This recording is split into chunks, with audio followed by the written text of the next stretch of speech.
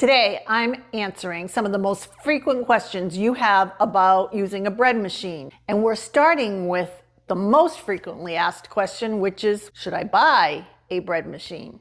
The answer to that is all about if you'll use a bread machine. You know, bread machines used to be very popular back in the day. They were a thing at a time, and they've seemed to fall out of favor. But if you care about the quality of the bread that you eat, you don't want to eat bread with lots of preservatives or additives in them, you can make bread easily at home and it'll be delicious. The follow-up question is, what bread machine should I buy? And the bread machine that you should buy is the bread machine that you will use. Now, I always recommend that you start with a moderately priced bread machine, one that is simple to operate, doesn't have a lot of bells and whistles, but has a lot of good reviews. I recommend the one that I use, which is a Hamilton Beach bread machine. It's very reasonably priced, and it always produces a delicious loaf of bread. But you choose the bread machine that you think is going to work best for you. People also want to know why I, most of the time, will take my bread dough out of the bread machine and cook it in a pan in my oven. And that's because I'm a traditionalist and I really like the look, the feel, the mouth taste of a loaf of bread that's been baked in a loaf pan in the oven. I love a soft crust on my bread most of the time, and I like to brush it with butter as it finishes baking. I love the smell of the baking bread in my oven.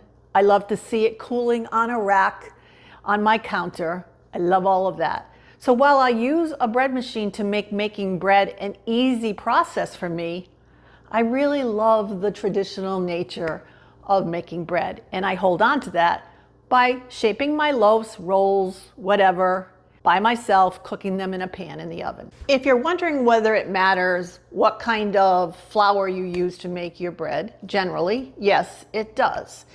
And usually that question is asked about the difference between bread flour and all-purpose flour. Now, bread flour is a flour that's milled with increased protein, and the protein forms the gluten in the bread. So for the structure of a loaf of bread, it's better to use the bread flour than the all-purpose flour. But all-purpose flour will give you a light and fluffy bread texture. So you can use it in a pinch, and you might actually prefer that. You know, it's great to experiment with different flours. Let's talk about if you want to have a wheat bread, a whole wheat flour bread. If you open a package of whole wheat flour, you're going to see that it's a heavier flour. That means that making a loaf of bread with just whole wheat flour is going to create a dense loaf of bread. And usually the recipes that you'll find for whole wheat bread will recommend mixing part whole wheat flour with bread flour so that you will have a better, more pleasant texture to your bread. But again, you should experiment with that. You can also experiment with other flours, like, let's say, gluten-free. If you want to make gluten-free bread, you can experiment on your own with various flours to see what kind you like the best. Why does my bread not come out the same every time I bake it in my bread machine? Well, the answer to that is generally operator error. Have you read and understand the directions for your bread machine? You have to read your manual. It makes a difference for some machines on the order in which you add your ingredients. I always start with the liquid ingredients and end with the yeast. You also want to make sure that you are keeping your salt separated from your yeast, because the salt will impact how the yeast will cause your bread to rise and blossom. You also want to make sure that you are measuring your flour appropriately. I have videos on this channel about how to measure flour, and it's best to use a scale, a digital kitchen scale, because humidity will impact the amount of flour that you are measuring when you are just scooping it with a cup measure. It's very important that you have the right amount of flour for the other ingredients that you're adding to your bread machine. You also do have to check your bread machine after it's started to mix your dough to determine whether it is too wet or too dry, and adjust ever so slightly with a little more water if it's too dry or a little more flour if it's too wet. You do that by poking at your dough to see if it sticks, if it gives, and it takes experience, I would say. It takes good experience for you to know that you've got the right consistency of dough for the bread that you're making. The other two ingredients that are of utmost importance when you're making bread in your bread machine are, one, your water. And it's important that your water is not too hot.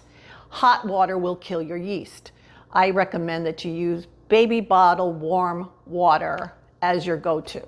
The other thing is that your yeast must be fresh. You can't use old yeast and expect it to deliver a deliciously fluffy loaf of bread for you. You might also say, oh, well, loaves of bread are fine, but I really like to have some rolls and other kinds of bread products. How can I do that in a bread machine? And you absolutely can. I have recipes for dinner rolls, for hamburger rolls, for yummy garlic rolls, for focaccia bread, for pizza dough. Very delicious recipes that will be your go-to whenever you want to make something delicious for your family. So think about getting yourself a bread machine or using the one you have, the one that's gathering dust in your cupboard. I hope you found the answers to these questions to be helpful to you as you start or continue your journey in making bread at home in your bread machine. I hope you'll also like and subscribe to the channel for more great tips on bread machine recipes. If you have any other questions that you'd like me to answer for you, leave them in the comments.